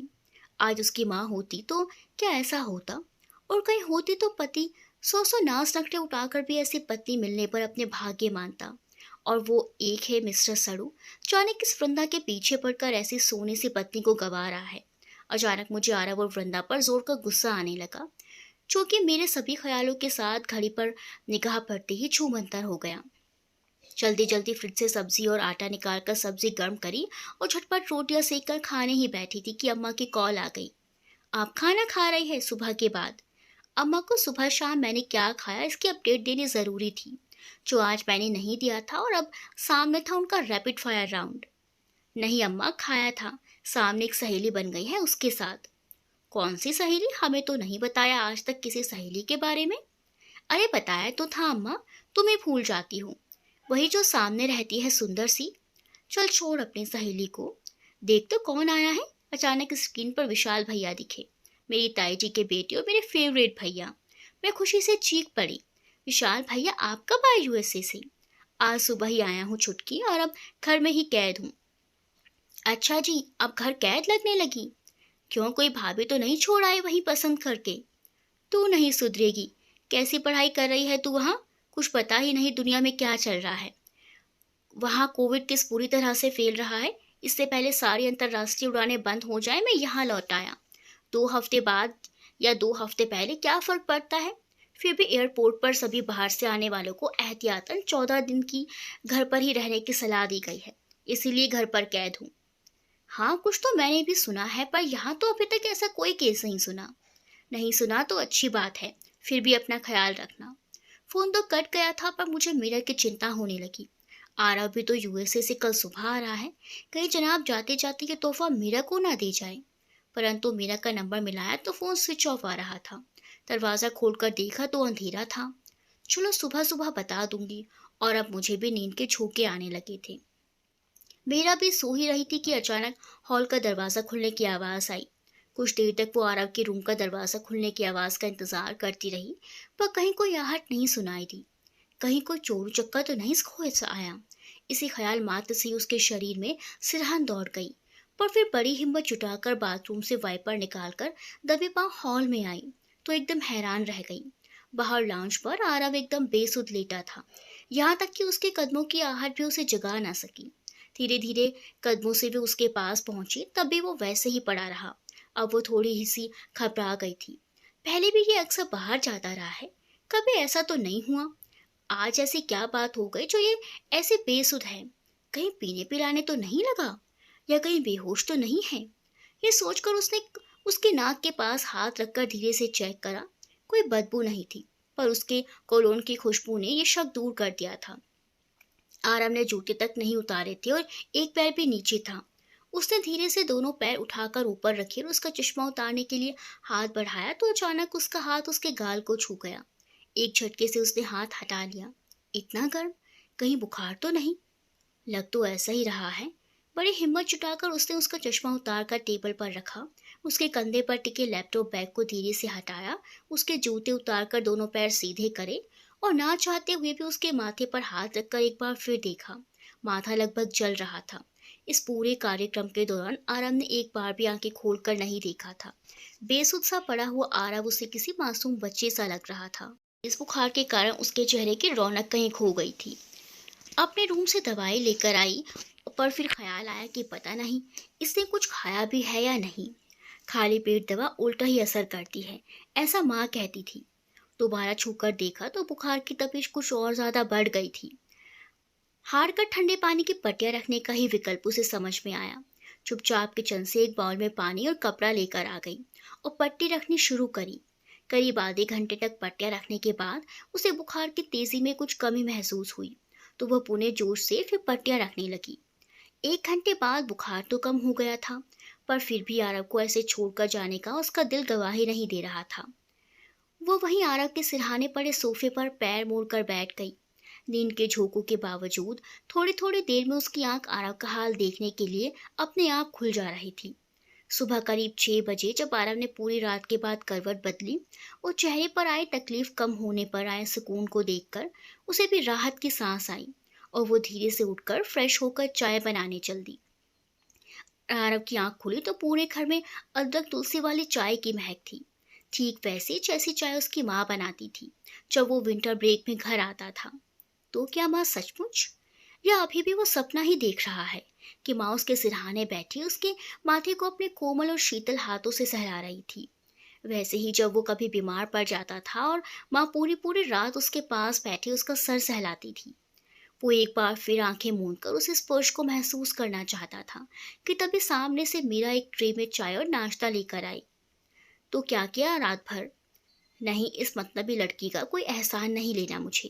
पहले ही मेरी जिंदगी बर्बाद कर चुकी है, पहले माँ और फिर वृंदा को उससे दूर करके। वो झटके से उठकर अपने कमरे में जाना चाहता था, पर शरीर ने मन की बात मानने से इनकार कर दिया था। उठने की कोशिश में एक बार फिर लगभग वो भर्रा कर लाउंज पर गिर गया था। लेटे रहो, रात भर तेज बुखार था आपको। चाय पीकर कुछ खा लीजिए, तब तक मैं डॉक्टर को बुला लेती हूँ। मीठे लेकिन दृढ़ शब्दों में मीरा उससे बोली। नो थैंक्स, मुझे भूख नहीं है, वो कहना चाहता था, पर सामने प्लेट में रखे चीज़ ऑमलेट से उठती सुगंध और पेट में दौड़ते चूहों ने उसे याद दिलाया कि उसने फ्लाइट से पहले भी वृंदा से झगड़ा हो जाने के कारण कुछ नहीं खाया था, और इसी के साथ ना खाने के उसके सारे संकल्प ठेर हो गए थे। माँ भी जब कभी वो हॉस्टल से आता था, उसे उसका पसंदीदा चीज़ ऑमलेट बनाकर खिलाती थी।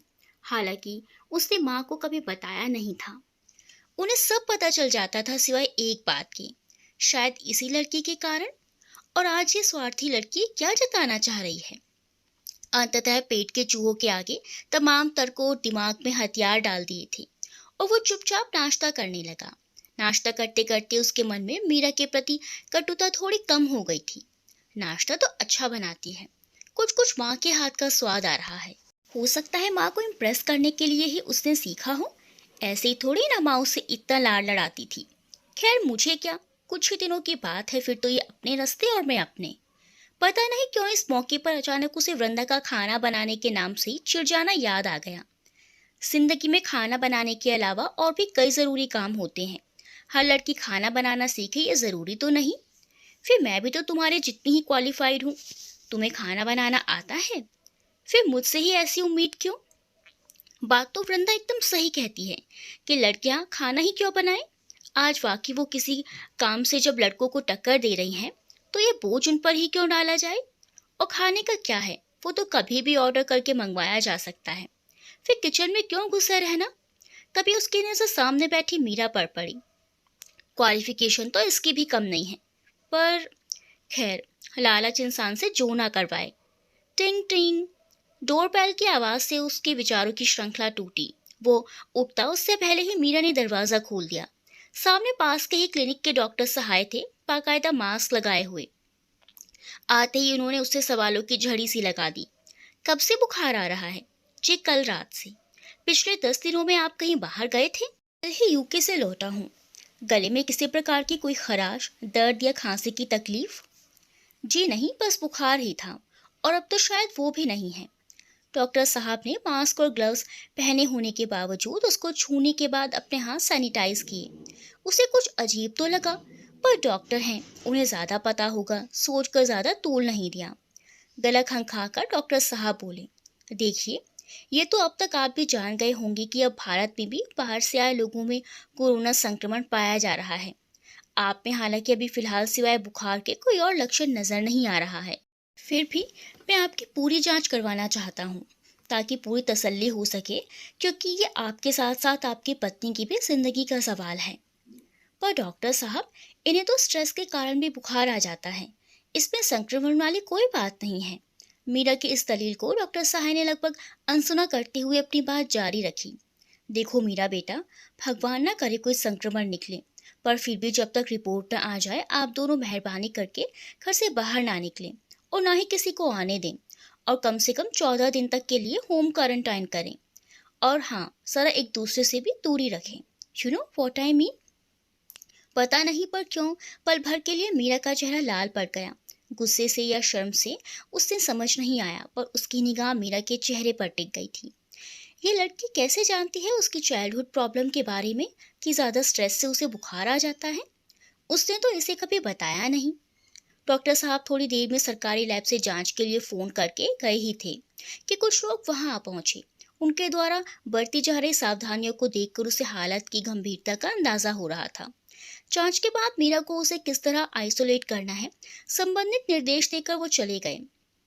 14 दिन घर के अंदर इसके साथ सोचकर ही उसे तनाव सा होने लगा था। वृंदा को क्या बताएगा और वो क्या समझेगी? ज्यादा सोचो मत, तुम्हें कुछ नहीं हुआ है, बस किसी बात का स्ट्रेस है। तुम्हारा रूम ठीक कर दिया है, जाकर आराम करो। मीरा की आवाज से उसके विचारों की कड़ी टूटी। कमरे में हर चीज करीने से लगी थी। साफ सुथरे बिस्तर पर उसका लोअर और टी शर्ट रखे थे और उसका फोन। रात के बाद अब उसे अपने फोन की याद आई थी। वापस लॉबी में जाने के लिए मुड़ा तो देखा वही साइड टेबल पर चार्जिंग में लगा था। हर चीज को हाथ लगा रही है, पूरा फायदा उठाया मेरे बीमार होने का। एक बार फिर उसे मीरा पर रोष आया और वो मन ही मन भुनभुनाता कपड़े लेकर वॉशरूम चला गया।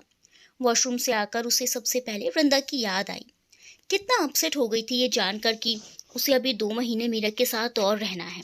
पर ये बात तो वो कब से उसे बता चुका था। और उसका पुश्तैनी घर, जहाँ आज भी माँ पापा की यादें बसी हैं, उसे बेचने की अजीब सी जिद। खैर, शायद वो नहीं चाहती होगी कि वह पिछली बातें सोचकर दुखी हो, पर फिर भी इस बात पर इतना गुस्सा। बड़ी मुश्किल से गोवा जाकर उसका बर्थडे सेलिब्रेट करने के वादे पर मानी थी। इन्हीं ख्यालों में डूबता उतरता वो वृंदा का नंबर मिलाने लगा था। फोन उठाते ही वृंदा का चहकता स्वर आया। हाय स्वीटी, अब टाइम मिला फोन करने का? फ्लाइट और होटल की बुकिंग हो गई कल के लिए? नहीं यार, वो मुझे कल रात से फीवर आ गया था, इसीलिए नहीं कर पाया। कोई नहीं, अब कर लो। नहीं कर पाऊंगा, अभी डॉक्टर आए थे, उन्हें शक है कि कहीं मुझे कोरोना ना हो। उसके लिए टेस्ट करवाए हैं और बाहर कहीं भी आने जाने से मना किया है। करो कि तुम यहीं आ जाओ, 2 दिन में रिपोर्ट भी आ जाएगी और वो तो नेगेटिव ही आनी है। बस फिर यहीं से चलते हैं गोवा। अब तुमसे दूर नहीं रहा जाता जान। डॉक्टर को कोरोना का शक है और तुम मुझे वहां आने का कह रहे हो? How mean you are. Sorry, मैं तो वहां किसी हाल में भी नहीं आऊंगी। और नेगेटिव ही आएगी ये तुम कैसे पता? ऐसा है, तुम्हें गोवा नहीं आना तो मत आओ। मेरा बर्थडे तुम्हारे लिए इतना इम्पोर्टेंट है, इससे मुझे फर्क नहीं पड़ता। पर definitely I am not going to spoil my day. तुम्हें आना हो तो आ जाना, वरना वहाँ मीरा तो है ही तुम्हारी देखभाल करने के लिए। आधी प्रॉपर्टी की मालकिन का इतना फर्ज तो बनता भी है। वैसे भी वो अभी भी फिलहाल 2 महीने के लिए ही सही तुम्हारी पत्नी तो है ही। अरे पर सुनो। पर सुनने वाला कोई नहीं था, वृंदा फोन काट चुकी थी। बार फिर माँ और मीरा पर झुंझलाहट हो आई। बेकार के लिए उसे शादी में फंसाकर उसकी जिंदगी बर्बाद कर डाली। वृंदा के बारे में, उसकी नाराजगी के बारे में सोचते सोचते उसके सर में दर्द होने लगा था।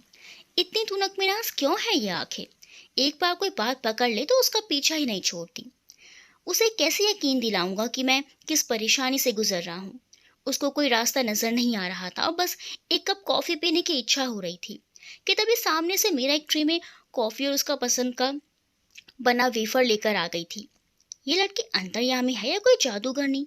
मेरे मन में बस ख्याल उठा ही था और ये आप ही गई कॉफी लेकर। उसके चेहरे पर आए आश्चर्य को देखकर मीरा बोली, अपने लिए बना रही थी तो तुम्हारे लिए भी बना ली। तुम भी तो अक्सर फ्रेश होने के बाद कॉफी पीते हो। लेकिन अगर मन नहीं है तो मैं ले जाती हूँ। अरे नहीं, अब बन ही गई है तो। बात अधूरी छोड़कर उसने ट्रे थाम ली। आज पहली बार मीरा से उसकी इतनी बात हो रही थी। समझ नहीं आ रहा था उसकी आवाज हमेशा से इतनी मीठी थी, आज उसे लग रही थी मे बी फीवर के कारण। कभी मीरा, कभी वृंदा, तो कभी अपने बारे में सोचते सोचते वो कब गहरी नींद में डूब गया उसे पता ही नहीं चला। आंख खुली तो दिन डूब गया था और पूरे घर में खाने की महक आ रही थी, जो उसके भूख के एहसास को और भी ज्यादा बढ़ा रही थी। समझ नहीं पा रहा था कि चाकर मैगी बनाकर खा ले या ऑर्डर करें। खाना ऑर्डर करने पर आने में कुछ तो समय लगेगा, मैगी ही ठीक रहेगी। बुखार तो नहीं था पर कमजोरी अभी भी लग रही थी। पर भूख के आगे सब बेकार थे। किसी तरह हिम्मत करके उठा और किचन की तरफ जाने लगा कि अचानक लॉबी में रखे स्टूल से टकराकर लड़खड़ाकर गिरने ही वाला था कि मीरा ने उसे थाम कर बड़े जतन से वहीं सोफे पर बैठा दिया। सामने कैस्ट्रोल, प्लेटें डोंगों में दही का रायता, सलाद और अचार रखा था। वेज बिरयानी बनाई है, तुम्हारे लिए भी बनाई है, खाओगे? करना तो ना चाहता था पर एक बार फिर पेट के चूहों ने दिमाग की बोलती बंद कर दी। उसने चुपचाप सहमति में सर हिला दिया। मीरा ने एक प्लेट में खाना परोसा और वहीं उसके छोटे से मंदिर में भोग लगाने चली गई, बिल्कुल माँ की तरह। ऐसा कैसे हो सकता है? क्या इसे ये सब कुछ माँ ने ही बताया था? पर कब? मीरा, शिखा और उसकी माँ किस अनजान डोर से बंधी थी, ये वो कब समझ पाया था जो आज समझता। स्वादिष्ट था या उसे भूख ज्यादा लगी थी, ये तय करना उसके लिए मुश्किल हो रहा था। ऐसा लग रहा था जैसे बरसों बाद तृप्ति मिली हो। खाना खाकर कमरे में आया और टीवी ऑन कर दिया। न्यूज़ में अगले दिन जनता कर्फ्यू जैसी कुछ खबरें आ रही थी। नेट खोलकर कंफर्म किया तो पता चला कि कोरोना के बढ़ने की संभावना को ध्यान में रखते हुए प्रधानमंत्री जी ने एक दिन के जनता कर्फ्यू का आग्रह किया है। उसे अब स्थिति की गंभीरता और डॉक्टर सहाय की चिंता का कारण समझ में आ रहा था। बात यूं तो बस एक दिन की थी, पर पता नहीं कुछ और भी आभास हो रहा था। उसने फोन पर ही राशन और अन्य जरूरत का सामान पास के स्टोर से ऑर्डर करके मंगवा लिया। ठीक 1 घंटे बाद जब डिलीवरी बॉय ने घंटी बजाई, उस वक्त मीरा वहीं हॉल में बैठी कुछ पढ़ रही थी। दरवाज़ा खोलकर उसने घड़ी देखी। इतनी हड़बड़ी क्या थी लाने की? टाइम देखो, 10:30 से ऊपर हो रहा है और तुम्हारा स्टोर तो 9 बजे तक ही बंद हो जाता है। क्या बताए भाभी जी, आपका ऑर्डर ही इतनी देर से मिला और भैया जी ने कल के कारण आज ही भेजने को बोला था। कल के कारण? मीरा को कुछ समझ में नहीं आ रहा था। तभी आरव की आवाज़ आई। हाँ, मैंने ही मंगवाया है। कल दिन भर जनता कर्फ्यू है, इसीलिए। जनता कर्फ्यू? कोई ख़ास बात है तो मुझे भी बता देते, मैं भी कुछ सामान मंगवा लेती। डोंट वरी, मैंने सारा सामान ज़्यादा ही मंगवाया है, तुम ले सकती हो। और कुछ तुम्हारा भी है जो मुझे समझ में आया। Thank you so much. अरे, इसमें थैंक यू की कोई बात नहीं है। कल से तुमने मेरे लिए जो कुछ किया उसके सामने ये कुछ भी नहीं। इतनी सभ्यता है इस घमंडी में, या ये मेरे किए का एहसान उतार रहा है? सामान संभालते हुए उसे ये देखकर आश्चर्य हुआ कि जाने या अनजाने आरव को उसकी पसंद और ज़रूरत का अंदाज़ा था। आरव के सो जाने के बाद मीरा को जब बहुत देर तक नींद नहीं आई, तो वो चुपचाप अपने और आरव के रूम से जुड़ी कॉमन बालकनी में आकर बैठ गई और आसमान में छिटके तारों में अपनी माँ को ढूंढने लगी। ऐसा उसने अपने बचपन में सुना था कि जो लोग हमसे बिछड़ जाते हैं वो आसमान में तारे बनकर हमें वहां से देखते रहते हैं। आज पता नहीं क्यों उस बचकानी बात पर भी यकीन करने का उसका दिल कर रहा था। तारों को निहारते और माँ के बारे में सोचते सोचते कब उसके पलकों पर निंदिया रानी उतर आई, उसे पता ही नहीं चला। आँख खुली तो दिन निकल आया था। आसमान में उगते सूरज की लाली को निहारते और चिड़ियों की चहचहाहट को सुनते वो वैसे ही पड़ी रही कि तभी वो अभी सुबह की ठंडी ठंडी हवाओं के कोमल स्पर्श को महसूस करती आंखें बंद किए चिड़ियों की आवाज़ सुन रही थी कि अचानक उसे किसी के अपने बिल्कुल पास खड़े होने का एहसास हुआ। अचानक चौंक कर आंखें खोली तो देखा आरा 2 कप चाय लेकर खड़े हुए हैं। अरे, तुमने क्यों बनाई? मैं अभी उठने ही वाली थी, कहकर वो उठने ही लगी थी कि उसकी नज़र उसके पैरों पर पड़ी चादर पर पड़ी जो शायद आरव ने ही उसे उड़ाई होगी। पर कब? हे भगवान, तो क्या यहाँ रात भर ऐसे ही बेसुध पड़ी सोती रही? अपने ऊपर उसे इस वक्त इतनी खीज और शर्म आई कि उसका चेहरा लाल हो गया। खिसियाकर अचानक उठने लगी तो लड़खड़ाकर वापस चेयर पर गिर गई। बैठी रहो, पैर सो गए होंगे। रात भर यहाँ ऐसे कैसे बैठी रही? मौसम बदल रहा है, अभी तबीयत खराब हो जाती तो। वो चुपचाप वहीं बैठकर चाय पीने लगी। आज इतने दिनों बाद आरव का उससे इतनी अच्छी तरह बात करना, उसकी फिक्र करना उसके लिए एक नया ही अनुभव था। जो भी था बहुत अच्छा लग रहा था। चाय खत्म करके आरव वापस अपने रूम में चला गया था, शायद वृंदा को फोन करने। उसका अनुमान सही था। हेलो वृंदा। अरे यार सुनो तो। फोन शायद कट गया था। वृंदा ही थी, पर शायद अभी तक उसका गुस्सा शांत नहीं हुआ था। इतना क्यों नाराज है? ये कर्फ्यू क्या उसने लगाया है? ख्यालों में डूबा आरव एक बार फिर वापस बालकनी में आकर बैठ गया था। उसका उतरा हुआ मुंह देखकर एक बार को तो उसे हंसी आ गई, पर फिर उसकी मन स्थिति के बारे में सोचकर खुद को संयत करके गंभीर स्वर में पूछा, क्या बात है? तबीयत तो ठीक है? ये डॉक्टर को फिर कॉल करूं? नहीं, तबीयत तो अब बिल्कुल ठीक है, और नहीं भी होती तो डॉक्टर भी आज नहीं आ सकती थी। फिर क्या बात है? चेहरा क्यों उतरा उतरा सा लग रहा है? क्या बताऊं, मुझे खुद ही समझ में नहीं आ रहा। पता नहीं लड़कियां इतनी कॉम्प्लिकेटेड क्यों होती हैं। कॉम्प्लिकेटेड? नहीं, ऐसा तो नहीं है। हाँ, बस वो इतना ज़रूर चाहती हैं कि वो जिन्हें पसंद करें वो उन पर ध्यान दें, उनको समझे, उन्हें सपोर्ट करें। हाँ, वो तो मैं करता ही हूँ। आज तक मैंने कभी भी वृंदा पर अपने डिसीजन नहीं थोपे, न ही कभी अपनी कोई अपेक्षा ला दी है, पर फिर भी वो हमेशा अपने मन की ही करना जानती है। मुझे उस बात से भी कोई प्रॉब्लम नहीं है, पर यार कभी कभी तो दूसरों की मजबूरी भी समझनी चाहिए कि नहीं, या बस गुस्सा रहते रहना चाहिए? क्या हुआ? किस बात पर वो इतना नाराज है? मैं मिली हूँ उससे, अच्छी है वो ज़रूर किसी बात से हर्ट हो गई होगी। यकीन करो, ऐसा कुछ भी नहीं हुआ है।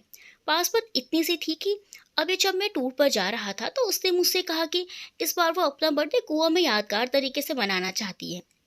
मुझे भला क्या प्रॉब्लम हो सकती थी?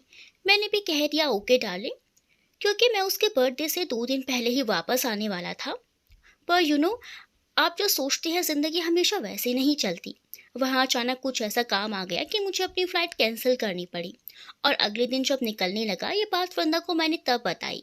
बस इसी बात से वो अब तक नाराज़ हैं। यहाँ आकर मैंने सोचा था कि सीधे उसके पास ही चला जाऊँगा, पर फ्लाइट में ही तबीयत इतनी ख़राब हो गई कि सीधे घर आ गया। और उसके बाद तो तुम जानती हो क्या हुआ। मुझे उसकी नाराज़गी से ज़्यादा चिंता इस बात की है कि कल अगर वो गोवा चली गई होगी और आज का ये कर्फ्यू कहीं आगे बढ़ गया तो वो वापस कैसे आएगी। और वहाँ पता नहीं कोई है भी उसके साथ या नहीं। इसीलिए बार बार फ़ोन कर रहा हूँ और वो है कि उठा ही नहीं रही है। पता नहीं कौन उसका फ़ोन बार बार उठाकर काट रहा है। बात तो वाकई चिंता की है। चलो तुम उसके साथ साथ उसके फ्रेंड्स के भी पूछ लो कौन कौन गया है उसके साथ। अगर तुम कहो तो मैं ट्राई करूँ उसका नंबर। तुम करोगी उसको फ़ोन? हाँ, तो इसमें कौन सी बड़ी बात है। जानती भी हो वो इस बात का कितना बड़ा इशू बना सकती है। कितना चिढ़ती है वो तुमसे। वो तो स्वाभाविक है। वो तुमसे प्यार करती है, शादी करना चाहती है। इतने दिनों से तुम्हारा इंतज़ार कर रही है और सारी बातों के बीच सबसे बड़ी प्रॉब्लम उसके लिए मैं हूँ। तो चिड़न इज़ नेचुरल, इस पे क्या गलत है। और तुम्हें मुझ पर गुस्सा नहीं आता? तुम्हारी भी तो ज़िंदगी खराब हो गई है। नहीं, अब नहीं आता, पहले आता था। पर तुम पर नहीं, अपने आप पर। क्यों मैं उस वक्त आंटी से मना नहीं कर पाई इस रिश्ते के लिए जिसके लिए ना तुम तैयार थे ना मैं। पर अब सोचती हूँ कि जो भी हुआ अच्छा हुआ। कम से कम दोनों सखियाँ अब चैन से तो होंगी। और अब समय भी कितना बचा है, बस 2 महीने। फिर तुम जाओ अपने रास्ते और मैं अपने। कितनी आसानी से इतनी बड़ी बात भूल गई ये। आरा कुछ समझ कर भी ना समझ पाने की स्थिति में था। और क्या कह रही थी मैं? जाऊंगी अपने रास्ते। कहाँ जाने के लिए कह रही थी कि तभी मेरा वृंदा का नंबर लेकर उसे फ़ोन करने चली गई। फ़ोन इस बार उठ गया था। उस तरफ से वृंदा ही थी। हाय वृंदा, मैं मीरा। वो बात यह है कि आरव बहुत परेशान है कल से। बहुत देर से तुम्हारा नंबर ट्राई कर रहा है। प्लीज़ तुम एक बार उससे बात कर लो। बात कर लूँ? Who are you? तुम हो कौन हमारे आपसी मामले में टांग अड़ाने वाली? Mind your on business. और जब मेरा मन होगा मैं बात कर लूँगी। बार बार फ़ोन करके मेरा मूड और बर्थडे स्पॉइल ना करें। इतना कहकर फ़ोन काट दिया था वृंदा ने। आरव का मूड ठीक करने के लिए मीरा ने फ़ोन स्पीकर पर किया हुआ था। पर वृंदा की बात सुनकर शायद उसका मूड और बिगड़ गया था और वो रूम के बाहर जा चुका था। मेरा हाल नहीं पूछा। अपने बर्थडे अपने मूड का ख्याल है मेरा बिल्कुल नहीं। अंदर से कुछ बिखर गया ऐसा महसूस हो रहा था आरव को। ये कैसे रिश्ते के पीछे वो इतने सालों से दौड़ रहा है। वृंदा पहले से ही ऐसी थी या अब हो गई थी। वो इन्हीं ख्यालों में डूबता उतरता वहीं सोफे पर आंख मूंद कर बैठ गया कि तभी आरव को ऐसे चुपचाप गुमसुम बैठा देख मीरा को एक बार तो वृंदा के ऊपर बहुत जोर से गुस्सा आया। कैसी लड़की है, बेमतलब की बात पर नाराज होकर बैठी है। इसको ये समझ में नहीं आ रहा कि अभी तक आरव की रिपोर्ट तक नहीं आई है। उसको कैसा लग रहा होगा। ना हाल चाल पूछा ना कुछ और। लगी अपने बर्थडे का रोना रोने। क्या लीप ईयर में पैदा हुई है जो बर्थडे अगले साल नहीं आएगा। कहाँ तो आरव से शादी करना चाहती है और कहाँ ये अपरिपक्व व्यवहार। दिल में तो आ रहा है कि अभी वहीं जाकर 2-4 खरी खरी सुना दी। पर अव्वल तो आज ये पॉसिबल नहीं था। तो उससे शायद ऐसा करके वो आरव की मुसीबतों को और बढ़ाना नहीं चाहती थी। वैसे ही वृंदा को झेल रहा है, ये क्या कम बड़ी बात है। सहसा उसे वृंदा की तोड़ मरोड़ कर इंग्लिश एक्सेंट में बोली गई हिंदी याद आ गई। और बमुश्किल वो हंसी रोककर थोड़ा गंभीर सा चेहरा बनाकर आरव के पास पहुंची और बोली, आज ब्रेकफास्ट में क्या खाओगे? मैं कुछ नहीं। Are you sure? हाँ, क्यों? मेरा मतलब कहीं जा तो नहीं रही होगी ना? तुम कोई प्रोग्राम है क्या? नहीं, अगर तुम कुछ खाओगे नहीं तो खाली पेट मेरी हेल्प करने में तुम्हें कोई दिक्कत तो नहीं होगी? मैं कुछ समझा नहीं। अरे वो मैं सोच रही थी कि आज बाटी चोखा बनाया जाए और अकेले सारी तैयारियां करने में तो बहुत समय लग जाएगा। और तुम तो कुछ खाओगे नहीं तो मैं यही जानना चाह रही थी कि खाली पेट मेरी हेल्प कर लोगे तुम? कहीं गिर गिरा तो नहीं जाओगे उस दिन की तरह? कहकर मीरा ने आरव की गिरने की एक्टिंग की। पहले कुछ क्षण तो आरव को ये समझने में लगे कि वो ये सब क्या कह रही है। वो चुपचाप मीरा का गंभीर चेहरा देखते रहा। फिर अगले पल उसे एहसास हुआ कि वो उसे छेड़ रही है। तो उसे जोर की हंसी आ गई। वो बोला, अच्छा, तुम बैठकर बाटी चोखा खाओ और मैं तुम्हारा असिस्टेंट बनकर तुम्हारा मुंह देखूं? ऐसा कुछ नहीं होने वाला, समझी? बाटी चोखा मेरा भी फेवरेट है। बनाऊंगा तो खाऊंगा भी। समझी मैडम ओवर स्मार्ट। और दोनों जोर से हंस पड़े कि तभी मीरा की फ़ोन की बेल बजी। जी डॉक्टर अंकल। अरे वाह, ये तो आपने बहुत अच्छी खबर सुनाई। Thank you so much.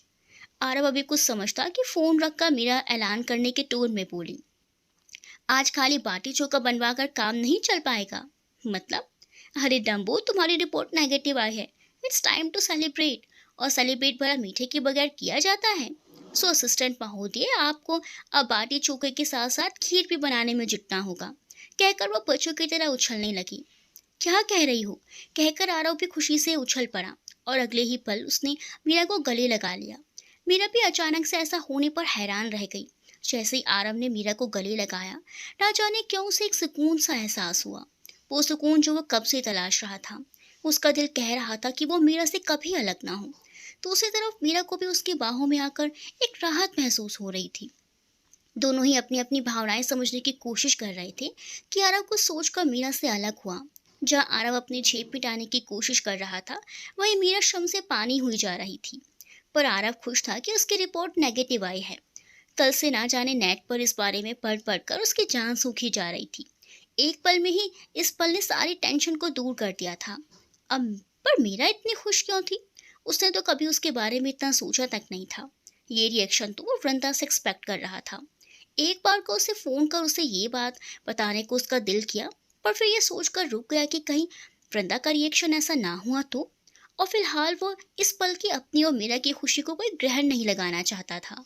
लगाकर दोनों ने बाटी चोखा और खीर बनाई और फिर चुटकारे लेकर खाई भी।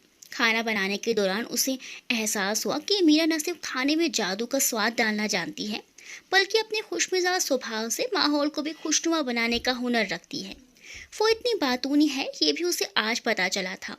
ऐसी लड़की इतने दिनों तक उसके साथ गंभीरता का मुखौटा लगाए कैसे रही? कितनी घुटन होती होगी इसे मेरे खड़ूस एटीट्यूड से। फिर भी कोई शिकायत नहीं, कोई नाराजगी नहीं। उल्टा उसके लिए कितनी खुश हो रही है। आज उसे पहली बार अब तक के अपने उसके साथ किए गए व्यवहार पर शर्मिंदगी हो रही थी। सब काम समेटने के बाद एक छोटे से टिफिन में अलग करके रखे हुए बाटी चोखे और खीर को लेकर मीरा कहीं बाहर जाने लगी। उसे ये पूछने को अधिकार तो नहीं था, पर फिर भी पूछ बैठा, तुम रेस्ट करो, मैं बस आती हूँ। पर जा कहाँ रही हो? अरे बस सामने वाले फ्लैट तक। वहाँ कौन है? अरे मेरी फ्रेंड। और कौन? कहते हुए मीरा ने दरवाज़ा खोला और निकल गई। इसकी यहाँ दोस्ती भी हो गई, वो भी शेयरिंग वाली। और एक मैं हूँ, शायद किसी का नाम भी जानता हूँ। कमाल की लड़की है ये भी।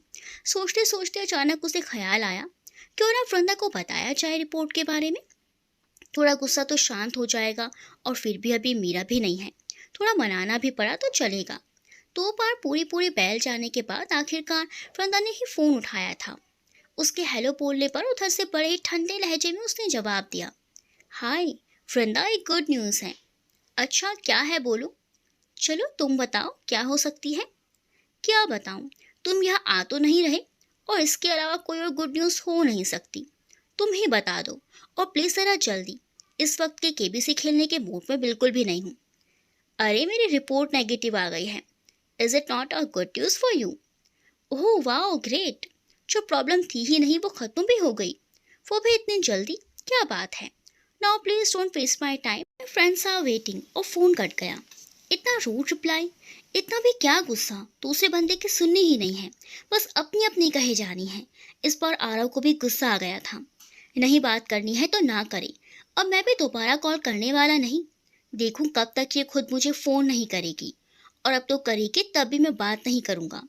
खुद से बात करता वो वहीं काउच पर बैठ गया। कल की आवाज़ सुनकर मैंने जब होल से देखा तो मीरा को खड़े देखकर आश्चर्य हुआ। आज ये इस वक्त? आरव लौटा नहीं क्या? दरवाज़ा खोला तो आज मीरा की मुस्कान कुछ अलग सी लगी, बल्कि मीरा ही कुछ अलग सी लग रही थी। हाथ में पकड़ी टिफिन को मुझे पकड़ाकर दूसरे हाथ से दरवाजे को पूरा खोलते हुए बड़े मज़े से सोफे पर बैठ गई। क्या बात है, आज तो अंदाज बड़े बदले बदले से नजर आ रहे हैं। तुम्हारे मिस्टर खड़ूस नहीं आए क्या अभी तक? आ भी गए हैं और घर पर ही हैं। और तुम्हारे घर मेरे आने दिया? तबीयत तो ठीक है ना उसकी? मीरा बस मुस्कुरा रही थी, और उसकी मुस्कुराहट मेरी बेचैनी बढ़ा रही थी कि तभी मीरा बोली, अब ऐसे बैठी मेरा मुंह ही देखती रहोगी या टिफिन खोल कर भी देखोगी? टिफिन से उठती खुशबू ने मुझे भी उसकी बात मानने पर मजबूर कर दिया था। खोला तो अंदर रखे पाटी चोखे और खीर ने मुझे तब तक कुछ भी बोलने का मौका नहीं दिया जब तक मैंने पूरा टिफिन साफ नहीं कर दिया। खा पीकर मैं 2 कप चाय बनाकर आराम से बैठी थी कि तभी मीरा बोली, आखिरकार मैंने आरव को बता ही दिया। क्या बता दिया? यही कि तू उससे प्यार करती हो? मैंने मजाक में कहा, पर मीरा के चेहरे पर आए उदासी के बादल कुछ और ही कह रहे थे। पर उसने बड़ी सफाई से उन्हें हटाते हुए कहा, हट। अरे मैंने उससे कह दिया कि बस 2 महीने की तो बात है, बस फिर तुम्हारा और मेरा रास्ता हमेशा हमेशा के लिए अलग हो जाएगा। तुम आराम से वृंदा से शादी करके अपने उसी घर में रहना जिसमें आज भी तुम्हारी माँ की यादें बसी हुई हैं। पर वो घर तो, हाँ वो घर आंटी ने मेरे नाम करा है, बट स्टिल आई फील मुझसे ज्यादा आरव का हक बनता है उस पर। और तुम्हारा हक वो किस पर बनता है, जरा मैं भी तो सुनूं। मेरा हक सिर्फ मेरी अपनी जिंदगी पर है। किसी को दुखी करके कोई खुशी मुझे ना पहले चाहिए थी और ना अब। एक पल के लिए मैं बस मीरा का चेहरा ही देखती रही। किस मिट्टी की बनी है ये लड़की? आरव को इतना प्यार करती है, शायद ये खुद भी नहीं जानती, या यूं कहूं कि जानना नहीं चाहती।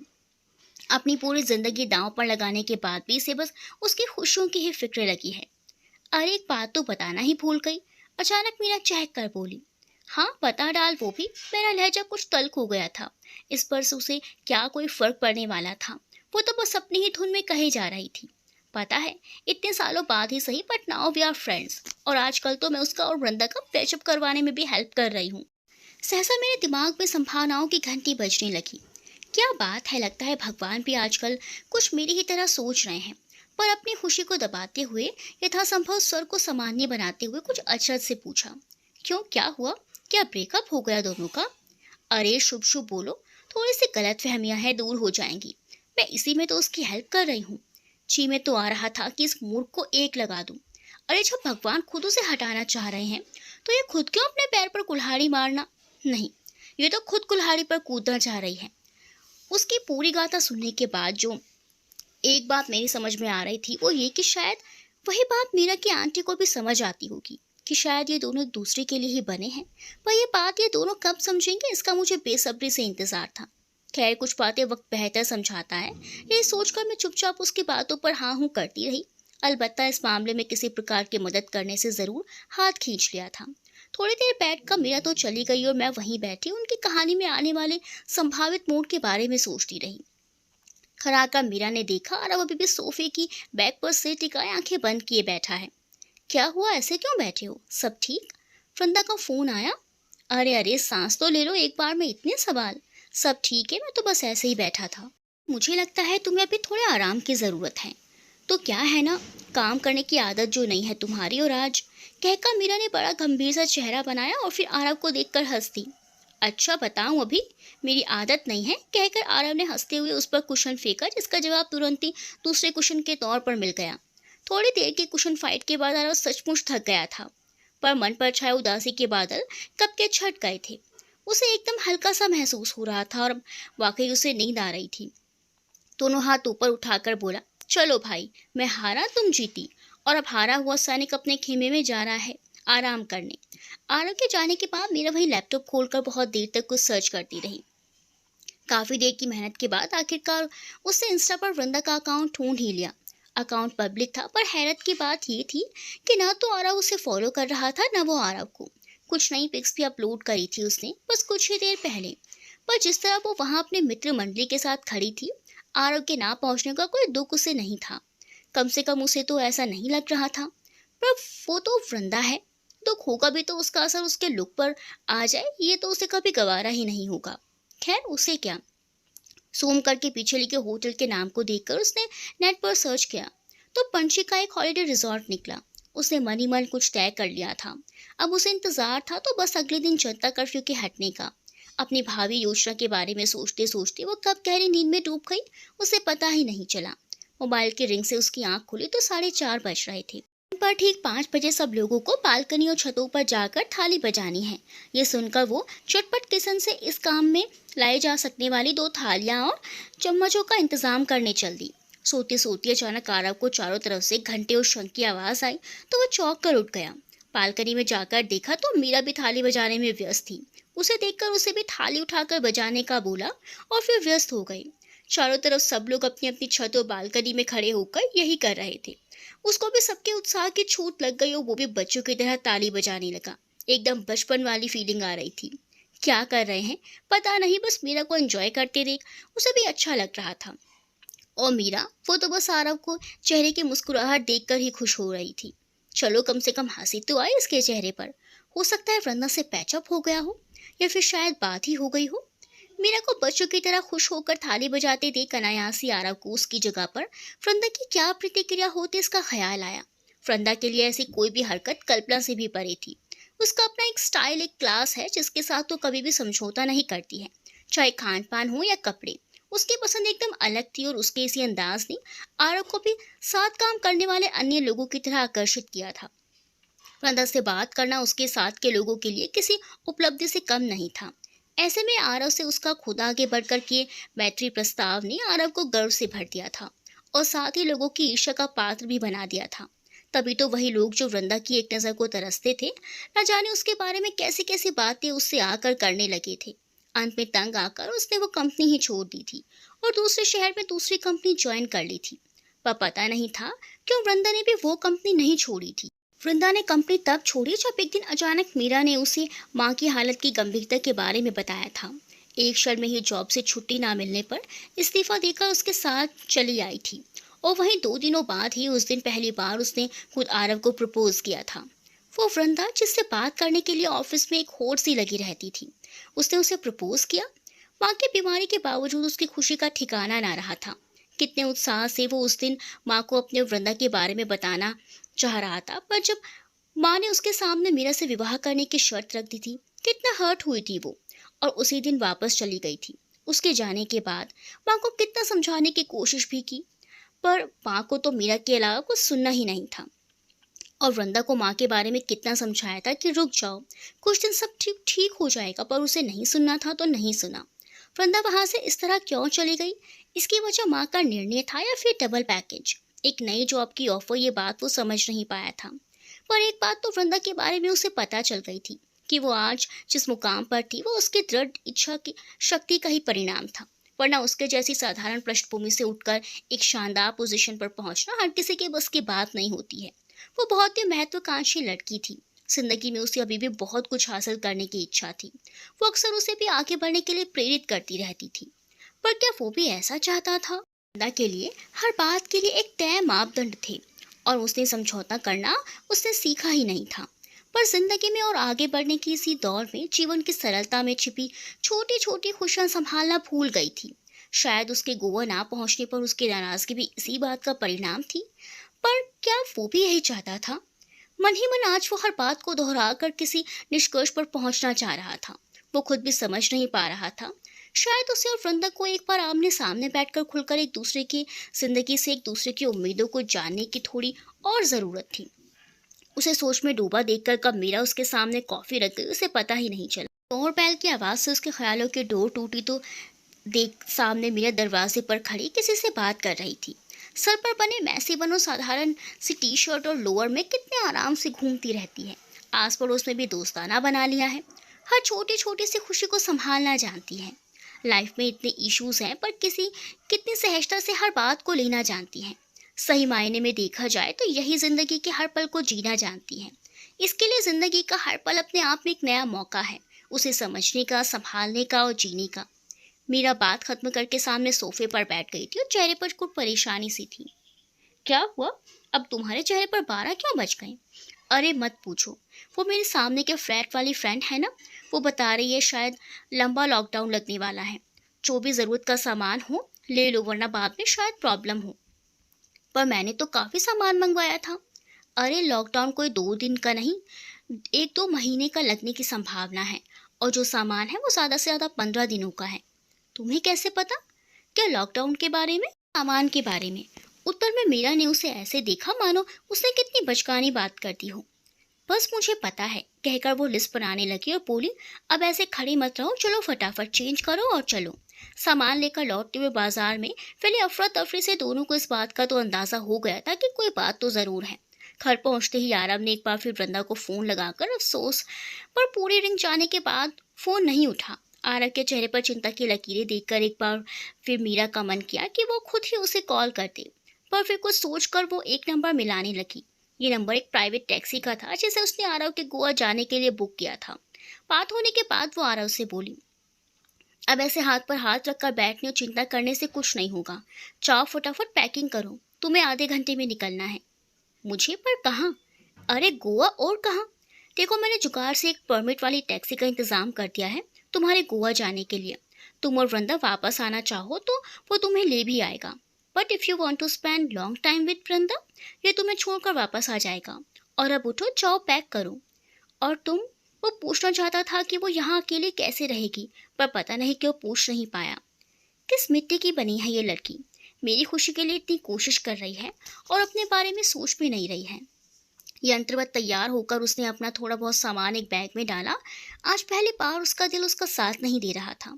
उसे तो वृंदा से मिलने के लिए खुश होना चाहिए था, पर क्यों वो चाहकर भी खुश नहीं हो पा रहा था। मीरा आरव के लिए सैंडविच पैक करते हुए सोच रही थी, चलो आखिरकार आरव को अब कुछ खुशी तो मिलेगी। आंटी के सामने उनके निर्णय पर चुप रह जाने पर उसने अनजाने में ही आरव को कितना दुख पहुंचाया है, इसका अपराध बोध उसे शायद अब नहीं सताएगा। आरव को उसकी खुशियाँ लौटाकर ही शायद उस बात का प्रायश्चित कर पाएगी। बस आरव खुश रहे, यही तो अंतिम वादा उससे आंटी ने लिया था। सब कुछ वैसा ही हो रहा था जैसा उसने सोचा था, पर फिर आज बार बार उसकी आंखें क्यों भर आ रही हैं। आरव पहले भी वृंदा के पास जाता था, तब तो उसे कुछ नहीं होता था। अब 2-3 दिनों में भला ऐसा क्या हो गया जो आज, जबकि वो खुद उसे वृंदा के पास भेज रही है, उसे अपनी कोई बेहद प्यारी चीज को हमेशा हमेशा के लिए खो देने जैसा एहसास क्यों हो रहा है। खैर, अब सही हो या गलत सोचने से क्या फर्क पड़ने वाला है। और आरव के सामने तो वो मर के भी ये सब जाहिर नहीं होने देगी।